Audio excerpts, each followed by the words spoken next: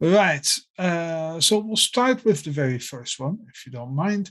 That is one from the forum. Hey, Peter, I have a wedding coming up in 3 months' time. I'm still breastfeeding my youngest. Brian is 2, and was wondering if the keto diet was okay to do. I only have a few inches to lose around my waist and have had some good results with keto before. So I'd like to go back to that as I know what I'm doing with it. If not keto, then what is an easy alternative that can fit around my busy life? So what would you say to that one, Libby? Is keto okay to do when you're still breastfeeding? Right. And thank you so much for asking me about this because it's really important when you're breastfeeding and when you're trying to lose weight that you are nourishing your body Mhm. and eliminating food groups absolutely eliminates some of the sources for getting key nutrients. So so one of the significant, let's just kind of start with what the keto diet is. It's a reduction in carbohydrates. And, predominantly you're going to be keeping the carbohydrate count in terms of what you're eating to about 100 grams or less. Mhm. What this means is that there's not going to be a lot of room for getting in key nutrient or key food groups from that we know are good for us, like fruits or Yeah. you can pretty much work a few vegetables into keto, but it's going to eliminate most fruits, most whole grains, legumes, and these are great Mhm. sources of nutrients like, potassium, fiber, magnesium, and then, of course, iron and zinc come from these food groups. So, you know, eliminating, food groups doesn't make sense. And especially if you're breastfeeding, it really doesn't make sense because you need to have not only enough calories to support making the milk for the baby, but you also need to have the right nutrients to support your body, make sure that you're nourished so that your energy level stays elevated and you can, function in your day. Yeah, no, that's an excellent point. As I wrote about this a long time ago, and I don't mind reminding listeners of this. Your baby is a parasite, is what I always said, as in with the best will in the world. And I don't mean that in a bad way, but I mean the baby gets his or her nutrients from you. And if you don't have them enough in your and you don't top them up on a daily basis, it will get them from you. This is why you see so many moms looking, for want of a better word, tired and gray, and their skin isn't 100% looking as healthy as it should be, is because they're not getting the nutrients in that they need to pass on to their child, isn't it? Um, so that of course that leads us. We'll get to the what can you do instead of keto in a little bit because there's a ton of questions that came in of very similar ilk. So no keto when you're breastfeeding, no Atkins when you're breastfeeding, and all that sort of silly stuff, right? And um, like what you're like what the person. I never use names on the podcast of people that emailing, right? Because sometimes they give up where they live and all that sort of stuff. And there's enough crazies out there without me adding a whole bunch of names and information out there into it. If you only have 5 kg to lose, so to speak, especially if you just have a couple of inches around your waist to lose or something like that, you don't really need to go extreme anyways, right? If you want to lose the weight and if you have a fair bit of time and only want to lose an inch or two, then that doesn't take that much work, assuming, of course, that you have anything to lose and that you're already not severely undernourished.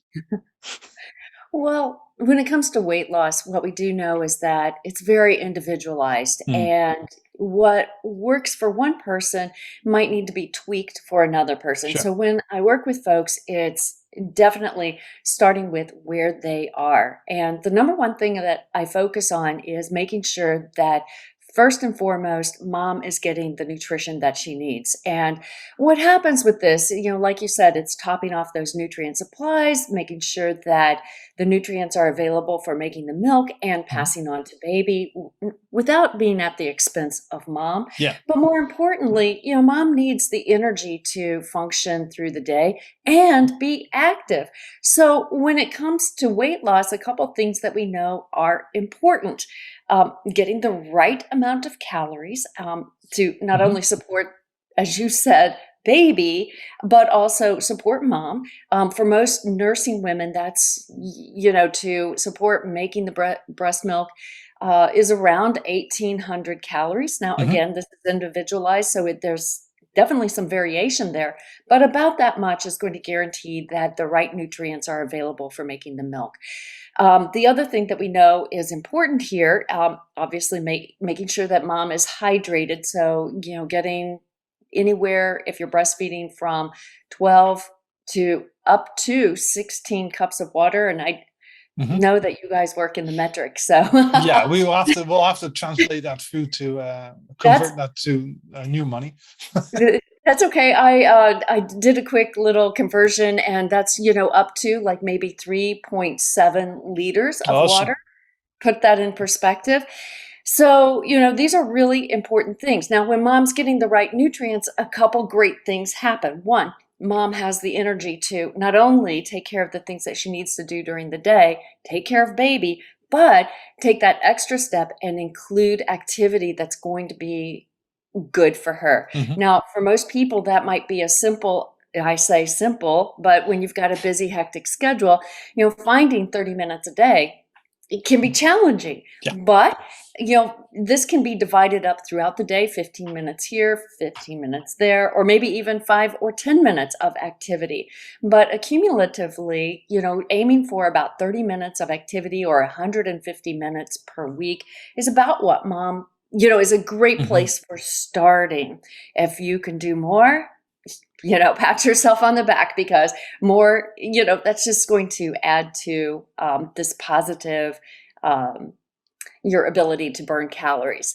Now, the other thing that's really important here is looking at lean body mass, because yeah, mom's been through a lot. You've carried around baby, you've put on extra weight that's there for nourishing baby, but at the same time, your activity level has probably decreased, and um, during that certainly the last trimester, Mhm. and maybe that for the first couple months of having baby at home.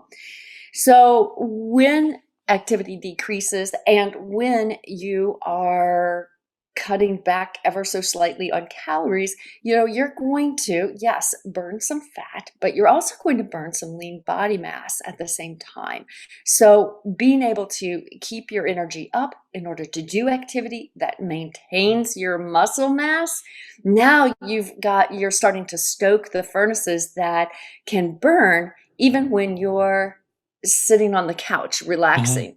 And that's what you want to happen. So, circling back to the idea of the keto diet, what happens is when you are cutting out carbohydrates from the food choices that you're eating, your body is going to tap into stores of carbohydrate that we have in our bodies. Now, Mhm. we store carbohydrates in our liver and our muscle tissue, and it's there for when you know, we eat, and that food that we eat for lunch sticks with us for about 4 or 5 hours if we're lucky. And we know that we've blown through that energy that we ate for lunch, because, around dinner time, we're starting to feel pretty hungry. Mhm. And this is a natural cue that, yeah, we've used that energy that we just ate. But when we're not, and let me just say that when we by chance go an extra fifth hour, trying to get dinner on, and maybe it doesn't quite get on the table on schedule, we begin tapping into our stored carbohydrate. So that carbohydrate's there to help extend periods of time when we're not able to fuel ourselves as we need, but it's also there to fuel our activity. So when we begin extending the amount of time that we're going out for walks, or pushing the stroller around the neighborhood, or going up and down the stairs carrying the wash. I mean, all of this adds up. But when we begin to extend that workout time, then our bodies not only are using the glucose that's floating around in our bloodstream, but our bodies begin tapping into that glycogen. That's what it's there for. And the more fit we are, the more we tap into that glycogen. We pull it out, we use it, and then we need to refuel it. And the more we replace it by eating carbohydrates, the more efficient our bodies run, and the more efficiently we're able to use that energy. So these are really important things that, like I said, when you are eliminating an almost entire food group of carbohydrates, now your body has to tap into that glycogen to sustain itself, because carbohydrates are our main energy source. We deplete our glycogen stores, and at the same time, we are using our muscle tissue for energy. And so at the end of the day, you might reach your goal following one of these low carbohydrate eating plans, but your furnace, your lean body mass, is operating at a much lower level. And subsequently, that was going to mean that to sustain that body weight, you're going to need to either continue with what you're doing, which in the long run is eliminating really key nutrients, or you're going to need to maintain a much lower calorie level, because you just don't have that furnace that's operating, fully stoked. So eating from all the food groups obviously provides the nutrients that we need, and so that's number one. But also progressing on a weight loss journey that is sustainable is going to be number two. And this is going to mean that if when you reach your goal, you plan on having a slice of pizza, well, you better figure out a way. You might as well eat pizza along the weight loss journey, so that you can understand how to fit it in along the way, because how you get to that goal is kind of how you have to maintain it. So if you get there by extreme measures, ouch, you're going to have to maintain it at extreme measures. So, just circling back, number one is nutrition, making sure you get the nutrients. Number two, that's going to maintain your lean body mass while taking care of baby, but also providing you the energy to, be active and, like I said, maintain your lean body mass.